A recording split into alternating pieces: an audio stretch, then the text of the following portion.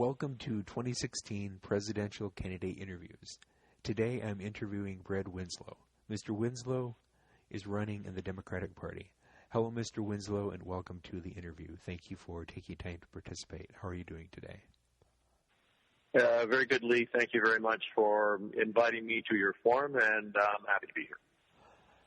Let's start with some icebreaker questions so the listeners can get to know the person behind the issues, and then we'll get into the issues-oriented questions. Number one, describe your family, your home life. Very good. I have a wife, 2 kids, a cat, and a mortgage. My wife is a school teacher, and she is here locally in Orange County. I work for the telecom industry, and I'm a manager-level individual in there. I've worked in IT for many years, affiliated with the telecom industry.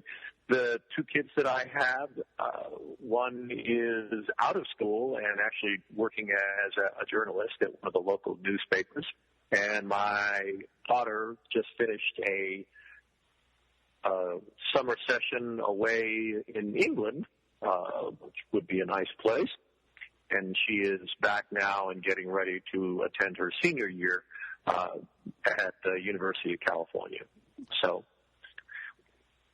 you discussed your employment and work a little bit. Do you want to discuss that anymore?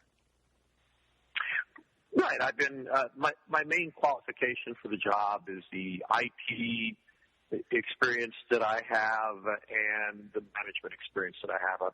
I've had more or less, I think it's like 8 or 9 years in the management area, managing restaurants.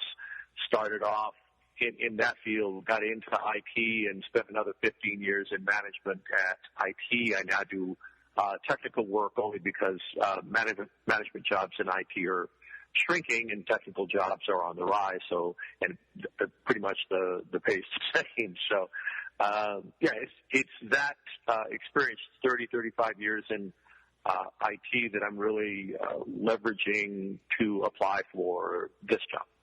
Okay. What are your hobbies and interests? Hobbies, I'm an IT person. I really like writing codes and solving technical issues as a hobby as well. I've opened up a number of web businesses on the website, gone through Google AdWords and done advertising in that vein, a couple of them moderately successful. And then generally speaking, if I really want to relax, I do something around the house. I've got a bunch of projects usually in flight that, I fix this, make that better, build some special space for this. I'm real good at that, and that's one of the things that I like to do. What is your favorite place to eat out? Oh, yeah. Well, it depends on what we're in the mood for. Every Saturday is usually dinner out.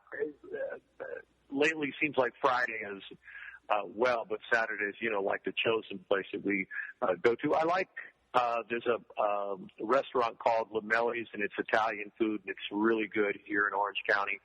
We absolutely love to go up to a restaurant called the Orange County Mining Company. Sits at the top of a hill, and you walk in, and it's all, rough wooden features, but the food is absolutely fantastic there. And just a great place to go. Very relaxing, and it overlooks, I always try to schedule it so it's around sunset so you can actually watch the sunset and see the lights come out. It's a very nice venue. Do you have a favorite fast food place? It would be, I'm from California here. So that's going to be In-N-Out Hamburger. Yeah, we've got it, but I know of nobody else has it. I lived in Florida for a long time, and they had a place called Steak and Shake there, and that was pretty much the same thing. They're absolutely wonderful, fresh cooked hamburgers, and I don't want to disparage anybody, but I go into McDonald's. I love their breakfast. But if their shake machine is down today, you could come back 3 days later and it would still be down. At In-N-Out Hamburger, a downshake machine would be a critical, phase one emergency, and they would get that fixed. They just they really have an attention to quality, and they have an attention to what the customer wants. So, like that place. Favorite TV shows, movies? Favorite, a lot of the movies that I really like, sorry about this, they're Arnold Schwarzenegger movies. I really like, my wife and I just went to see Terminator 4, I believe it was. I thought Arnold was going to play a big part in it, and he actually carried the film. So, like all of that type of sci-fi genre type thing. And I'm sorry, favorite movies or TV shows. Probably the only TV show that I watch for entertainment, I watch, 60 Minutes and the news shows. The only show I watch for entertainment is probably the monologue section of the Conan O'Brien show. I think he's a very original person, does a lot of unique things. Any pets? We had a pet that we had for 17 years, a cat named Coco, and Coco just recently passed away a couple of months ago. It was really a tearjerker at the midnight emergency room. So that was not good, and we have now went out and got a new cat, and this cat is like 6 months old. We got it almost like a kitten, and his name is Mickey, and he just tears around the house, and he's a lot of fun. He's a very, very curious, very active cat, so we like him. And the final getting to know you question: can you name a song that you consider your life anthem, a motto, something that represents who you are? I will mea culpa and say I am not a big music fan here. I do like at the end of the movie, The Interview, which is the one that had all the Korean intrigue surrounding it. I believe Serpico sings a song, The Winds of Change. I really like that song only because of the implications it has. But then the rest of it is just easy listening music or classical music. So. Okay, now for the issues-based questions. Number one, why are you running for president? Yeah, I am running for president to see what I can do, or at least highlight the issue about money in politics. Jimmy Carter, 40 years ago, said that, money and special interests in politics are a huge problem, and it's gotten considerably worse since then. If something doesn't happen to stop the influence of money on politics, we'll really end up like Mexico, where you're in the ruling class, the money class, and what you think and want from government matters. And if you're not in that class, then you're everybody else, and what you want really doesn't matter. We do have the vote. Yes, we always have that. Nobody gets to be president without our vote. But most of the advantage that goes into being a presidential candidate comes from the big money donors, and they make their decisions way in advance of our voting. So I'm in this to, in some way, make that better. What abilities do you bring to the office of president? Well, the ability to look at the world through an IT perspective, to look at the world through a data-driven perspective. On my website, there's a clip of the campaign rollout, and we talk about how an IT thinker would see the world differently, and it is a different way of looking at the problems. And I could go on at length about this, but that's my main feature, and the management experience that I have in how to make the correct way to make a decision. A lot of people hear, well, we've got to make this decision. Boom, they jump directly to the solution. Well, we could do this. Well, that's not really the right way to make a decision. You're supposed to actually define the problem, and then you generate a list of solutions, and then you rate those and select the best solution, and you move on from there. The number of things that our government has done, we could just pick a lot of them, but we don't always look at the highest graded solution that would fix a particular problem. We'd almost like to stand back and look at it. It is a gut level, let's do this type of reaction, and that has led us both on the foreign and domestic side into a position which is not real good, is less than where we used to be. Are there any presidents that you have a favorable opinion of who have aspects of their presidency you would try to emulate? That's a good question. I think there's every single president that I can think of has done something that I think was remarkable. The most unpopular president in modern times, let's start modern times with, Kennedy, is George W. Bush. His approval rating, I think, was 22 or 24 or one of those numbers, and right above him was President Carter. But you look at George W. Bush, and George W. Bush did some great things with his presidency. The expansion of the Marine Zone around Hawaii and the work that he did with AIDS in Africa has really not been has not been addressed in that way by Obama and was not addressed previously. So every president has highlights, and they also have some lowlights. If I was going to emulate a president, it would probably be Lyndon Baines Johnson. Johnson cooperatively, there's an interesting word in politics, cooperatively worked with Congress to get a lot of stuff done. And Ronald Reagan, great person, great communicator in and of himself, but his forte, how he accomplished what he accomplished, is he worked with Tip O'Neill in the Congress, and he got things accomplished. That's what made those folks good.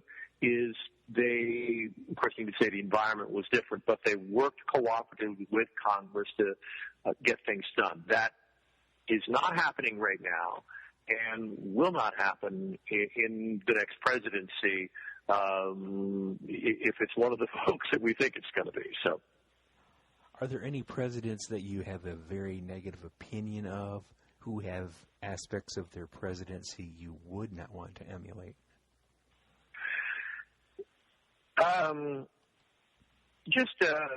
My main source, I read actually a lot of things. I read the New York Times. I watch Politico, on a daily basis. I actually watch Fox News. The iPad version of Fox News presents an image which actually comes across as fair and balanced. So I watch a lot of media, and just some of the reports that have come out just within the last year. Is Nixon went through periods of his administration where there was a breakdown in command and control. I mean, he was in a deep depression over the Watergate instances. So, I certainly can't offer any advice, but what we know now is the cover-up is always worse than the crime. If it had just come absolutely completely clean, it might have gone better for him. But I mean, any presidency where you actually lose the ability to govern and have to delegate that to your surrogates, not a good presidency. Wouldn't want to emulate that one. Are there any functions of government you would like to decrease or even abolish, and why? Yeah, that's interesting article. I think in Politico, talking about Ben Carson and how he would abolish the Veterans Administration. And Earth to Ben, it's not that easy to abolish an agency. Are there things that one could curtail? There's always programs and bits and pieces of things that could be dialed back, but there is no specific agency that I know of that I think is doing so poor of a job we need to completely revamp their system. So, I wouldn't be looking to eliminate three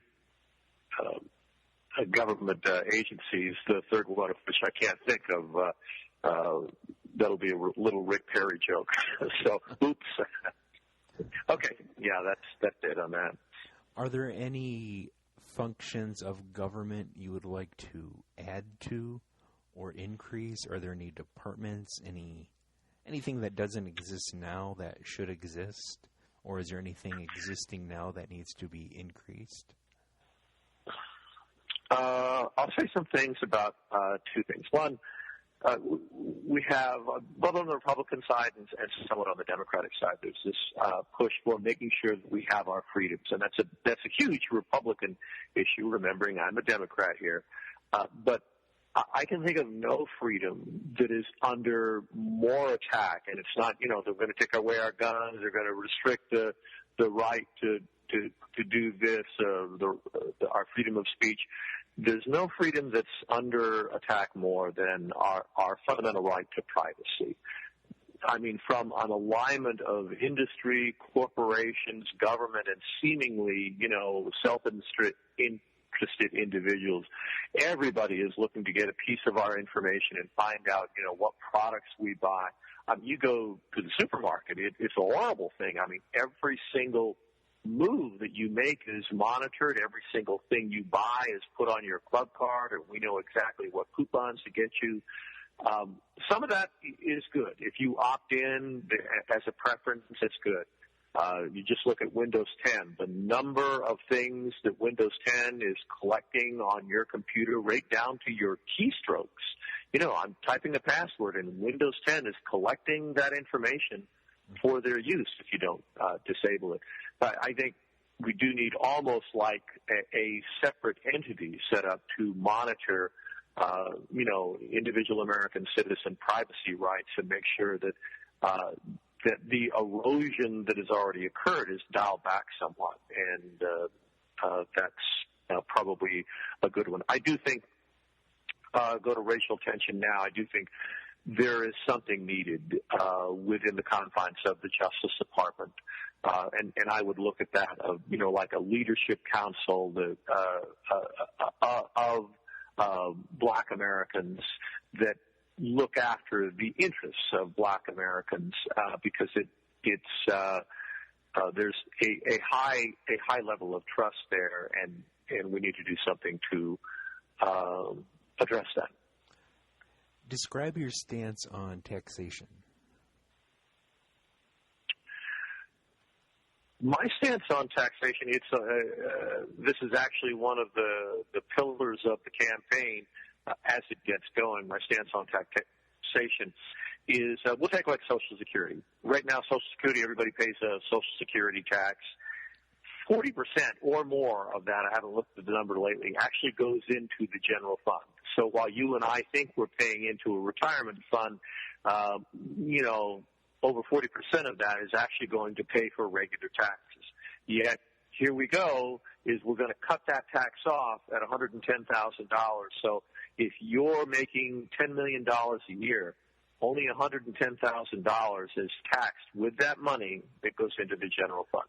I would, one, remove the upper limit cap on Social Security so people earning the higher incomes pay their fair share of tax into that system. Again, and it is a retirement system, yes, but it also goes into the general fund. On taxation overall, my stance is pretty simple: pay on the net. All businesses pay on the net. If I open up a business and I pay out a bunch in rent, I pay out a bunch in salaries, I pay out a bunch, let's say, at the sandwich shop, I pay out a bunch in food, well, at the end of the year, I pay not on how much money I took in the door, I pay on how much money is left. And I think it should be that way for private individuals. Let's say I make $60,000 a year, but I paid $25,000 for as home mortgage expense. I paid $15,000 for my car. I paid $5,000 to send my kid to school. All of those things should be deductible. So at the end, you're paying on the net, and that would put a bigger balance in place for people at the lower incomes and people at the higher incomes. Because people at the higher incomes, they may spend more money than us on cars, but in the end, at the end of the year, they have hundreds of times more money left over. And if it was pay on the net, then they would be paying a lot more taxes than they're paying now. Something needs to be done to undo what Ronald Reagan did in the first couple of years of his presidency, which is to essentially kill the graduated income tax. It probably doesn't need to go back to where it was, but it does need to be addressed. Everybody knows there's an income inequality situation in this country, and everybody's concerned about it. It would be surprising to learn that even people of wealth and significant assets are also worried about that issue. They're worried about a backlash on that issue, and they should be. Describe your stance on the abortion pro-choice issue. Yeah, my stance is there's not a solution. There's a fundamental right to privacy on a woman's part, and she can do with her body what she wants. And that's where I stand. That's where I'm always going to stand. I am, like most Americans, conflicted about the issue, and the movement of the personhood movement.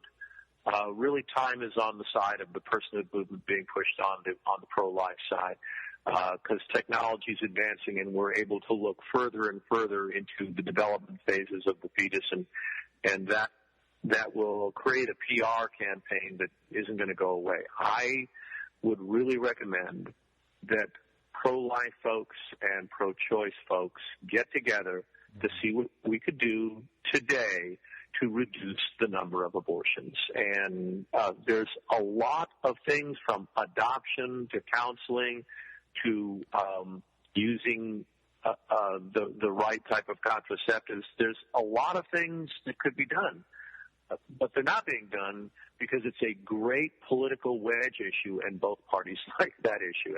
And my stance would be, let's work together to try to solve this, in as much as we can solve it, understanding we're never going to agree with each other on the issue.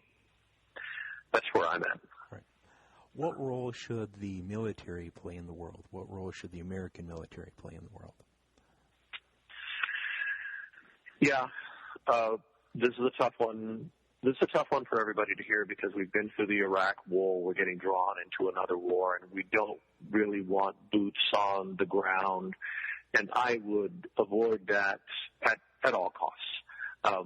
But nonetheless, ISIS, ISIL, whatever their name is this month, it is a threat that does need to be dealt with. And it's a great example of how, in countries where there is absolutely no employment opportunity for young males, that they're going to find a path for their aggression. Their aggression is always going to be directed to, people who have everything that they need. That's going to be us. And there's people on the ground looking to take advantage of that. We need to intervene before that gets out of control.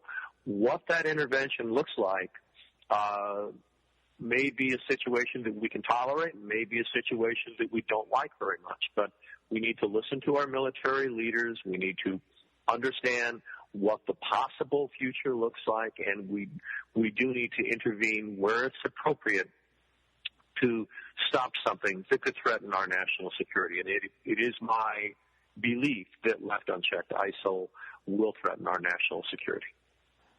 How would you handle immigration and border security? Well, border security, I'm probably a little more conservative on border security. I don't think people should be coming across the border illegally.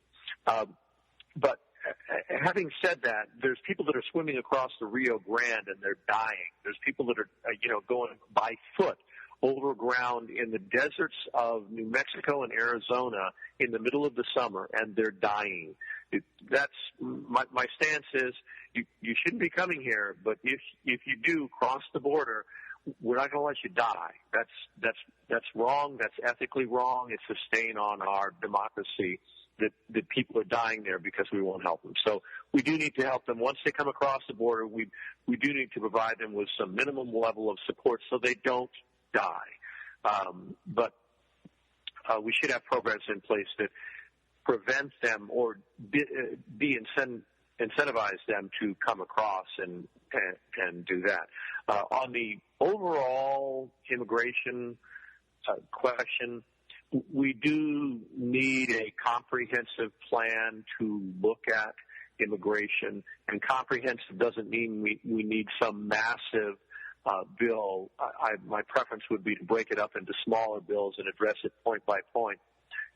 Everybody who's in the country for some length of time, I believe, should have a path to legal status, meaning you're not always looking over your shoulder and wondering about something. Now, the world is moving that way anyway in California and some other states, and I'm not really prepared to name them at my fingertips here.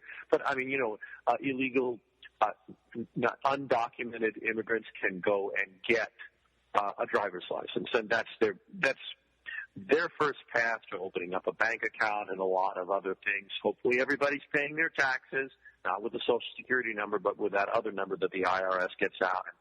And we need to find a way to comfortably coexist with those people who are here illegally, and we should provide them with a vehicle so they can apply for citizenship without having to go back to Mexico. But they should, when they apply for citizenship, they should be in line with everybody else who's applying to be a citizen of the United States. I think that's it. Okay. Sorry. That's okay. How do you perceive the issues of race and discrimination in our country? Do we still face challenges? Yeah, huge challenges. Let's talk about the good side of the coin first. In employment situations, in upper education, higher education, in areas like that in our society, parts of the criminal justice system, people of color are treated much more fairly than they have been in the past. Where the problem lies is specifically in on-the-ground law enforcement and parts of the criminal justice system. Particularly the prosecution part.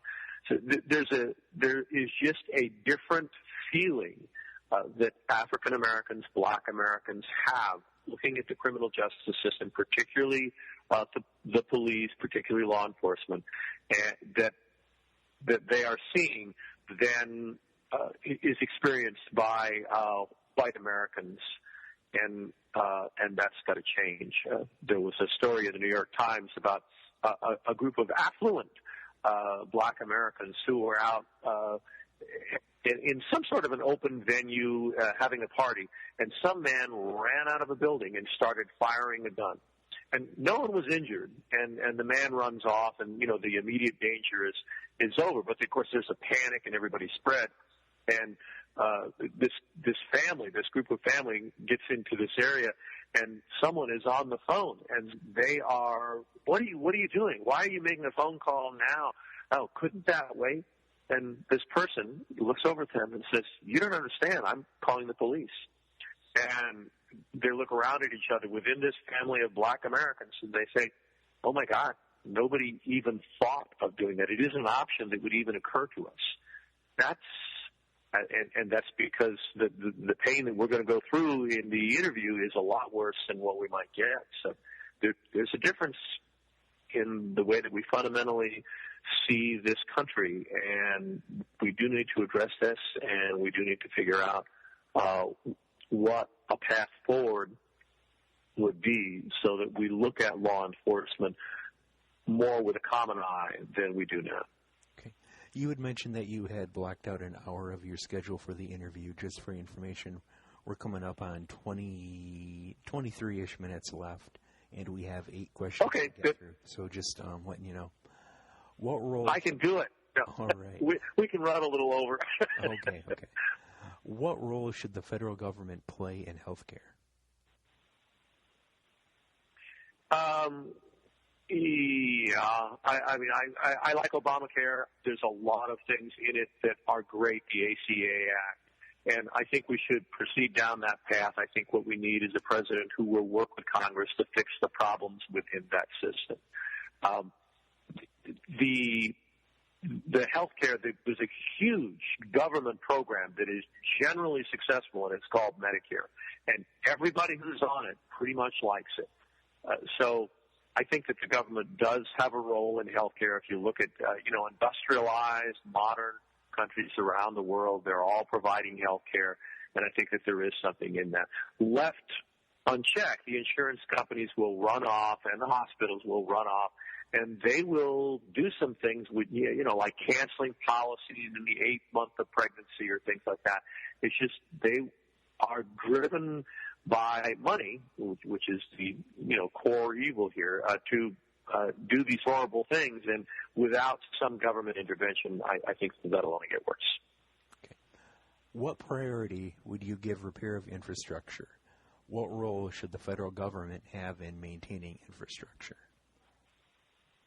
Feels like I had a response to that question. If you look at the Clinton administration, every president has highs and lows, but I mean absolutely.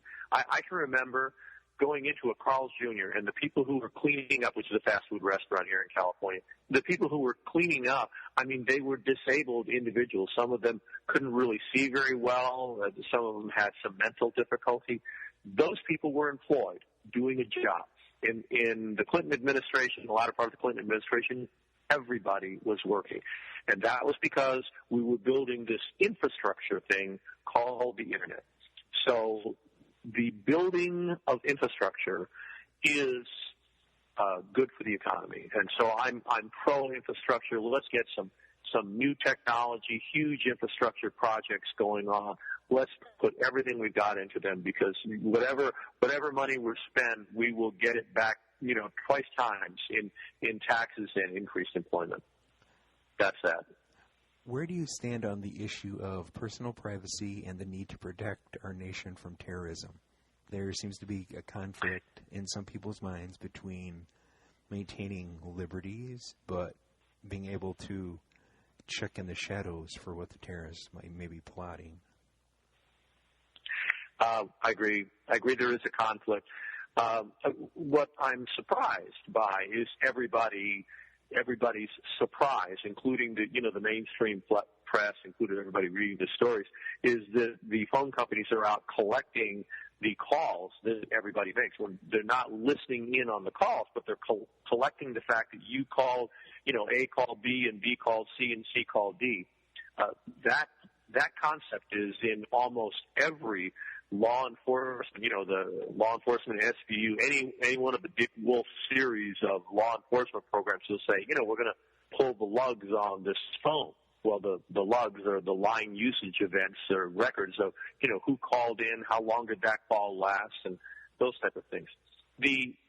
Whether the phone company collects them, which I guess is the current thinking, or they're collected by the NSA, it sounds like the preference is that the phone companies would collect them.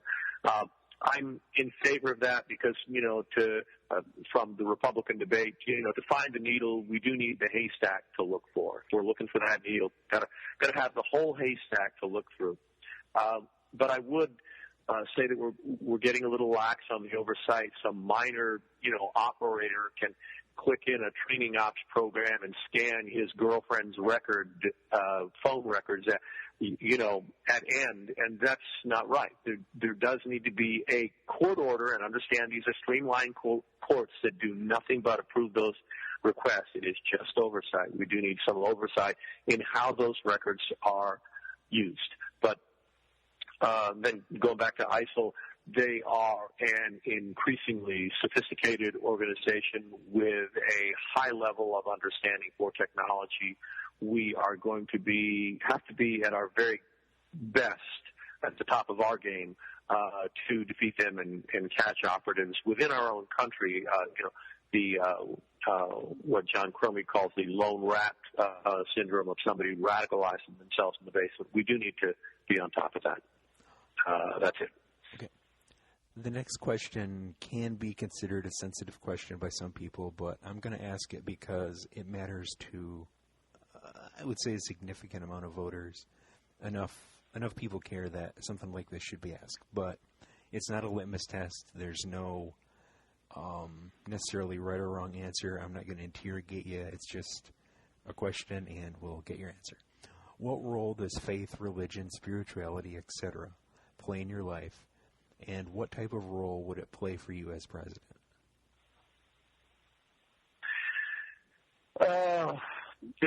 I'm Lutheran, which is pretty close to being Catholic. And in the Lutheran Church, we greet each other, and the greeting is, "The peace of the Lord be with you, and also with you."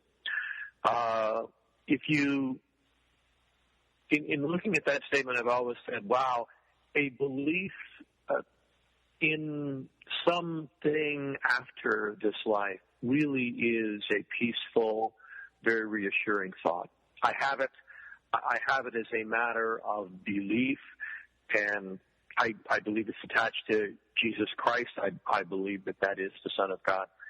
But it's okay for me if other people believe something else. It's okay for me if other people believe nothing, do not believe any of that. And I wouldn't call them non-believers. They're true believers. They just don't believe in God.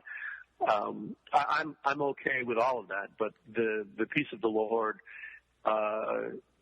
is something that I've had for quite a while, and I rely on that to keep me steady. How it would apply to a decision that I would make relative to a developing situation in the world, probably not a lot. Those decisions need to be looked at, not clinically, but be weighed on the merits, the pros and cons of their own strength. And any good president is going to look at any given situation that's developing and say there must be a human cost of this, some humanity issue that we need to consider, and that's going to be considered anyway, even for people who do not believe in any established religion. So I think that answers that. Be a forecaster of sorts. Predict maybe one or two major problems facing our country in the future that very few people or maybe no one are talking about.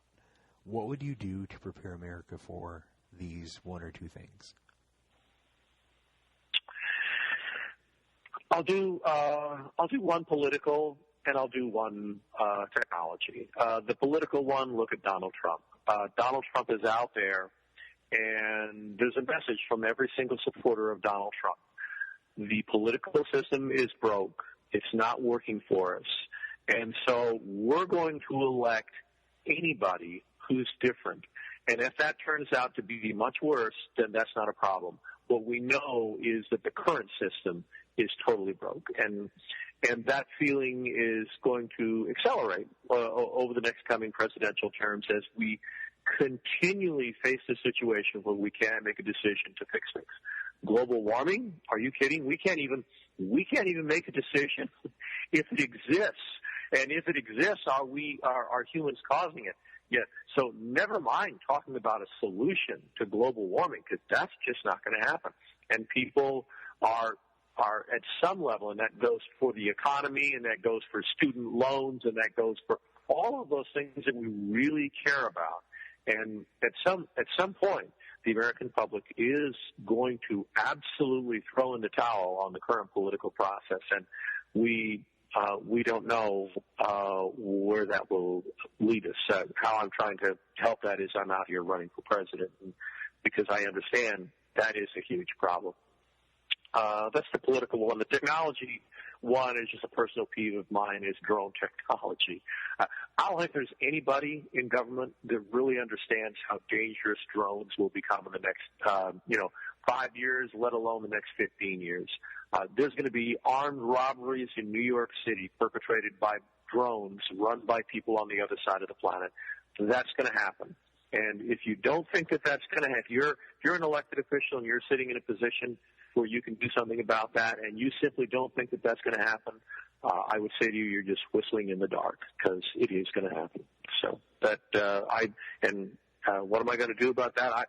I would make licensing drones much tougher. You'd still be a private citizen and get a drone, but it would be tougher. So. Interesting. Okay. Everybody has things they're very good at, and everybody has things they're not so good at. What are some of the things you're not so good at, maybe your weaknesses, and what would you do to make up for them as president? Good point. Not so good at, I would say, all of the things that you would associate with a mainstream presidential candidate. Some of the things that I need to be successful in this run, that's some of the things I'm not good at. Not real good at standing in front of a crowd. I haven't stood in front of a crowd for a long time and, talked just extemporaneously on different things. So that's going to be difficult for me. Like I say, I've done it before, and I'm pretty good at it, but I haven't done it in a while. So I need to be polished up on that.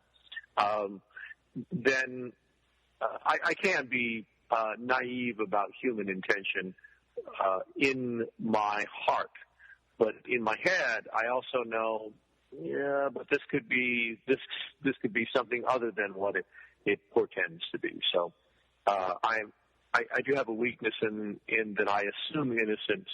But I managed to overcome that with my logical side that says, okay, assume, but let's verify. So, are there any other issues you would like to get off your chest that have not been discussed yet? We've covered a broad range of subjects. I just want to go back to the money and politics issue. That's what I'm running on right now, and it does need to be fixed. I'm not going to say that people are buying politicians, but that's not what they're doing. They're paying for political campaigns. And you'll listen to Marco Rubio or any of the Republicans, any of the Democrats, and they will tell you, they gave me that money to run a successful campaign. I am not beholden to them, and I don't owe them any favors. That is also a true statement. However, they are looking for certain votes on certain legislation that give them a financial benefit in the tax system, that give them access to government resources, that give them favorable treatment in regulation. And they're looking at how each one of those candidates is going to vote. And if they don't vote the way that they would prefer they vote, well, that money that I gave you for running your campaign and that actually got you elected, that money is not coming around next time. And they all know that. So to say there is no quid pro quo, there's not. It's probably not spoken. It's probably not written. But there is. It's absolutely. It is a pay-to-play system out there. And the general American public isn't the one who's the benefit of all of this. Time for some closing remarks. In 2 minutes or less, tell us why we should vote for you. I think I just did, but I'll say it again. Okay. Yeah, we do need somebody outside the political sphere to be elected president, and I'm actually happy to see Donald Trump rising. I'm actually happy to see Carly Fiorina rising. I'm actually happy to see Ben Carson. Guess what they all have in common? They're outsiders. And you can say Bernie Sanders isn't necessarily on the Democratic side. Bernie Sanders isn't necessarily an outsider, but there is no elected Democrat in Congress that is supporting him, and that tells you something. He on the political planet, he is an outsider. So those are some of the things that I like. Just generally speaking, we probably all got this idea as the American public that something in Washington isn't working. We've known it for a long time. Again, going back to the Carter administration, Carter called it correctly. It is the money in the political system that's buying that. What I am proposing in this campaign, what I am staking my entire campaign on, is the public financing of federal elections. That means every single senator on the Democratic side and on the Republican side gets public financing to fully fund their campaign. Now, there is some public financing at the presidential level, but it's nowhere near the amount of money you need to run a successful presidential campaign. Let's Let's have the American people fund all of those campaigns, get the big money out of politics. I've done the numbers. I've ran the number of taxpayers. I've ran the number of senators and House members and what their typical campaign is. This would be like $2 or $3 a month tops that each American taxpayer would pay to get full control of the decision-making considerations of their elected leaderships. It would be a way for us to get our elected leadership back, and they would have an opportunity to make things right for us, because that currently is not the state of politics in Washington. So a vote for me would be a vote to move us in the direction of public financing and getting control of our government. So that is the reason. Thank you, Mr. Winslow, for participating in the interview. Thanks again to my listeners for listening. Be sure to check back in the future for more candidate interviews. Have a good day. Remember to keep informed, to keep passionate, and most of all, keep involved. Thank you, Mr. Winslow.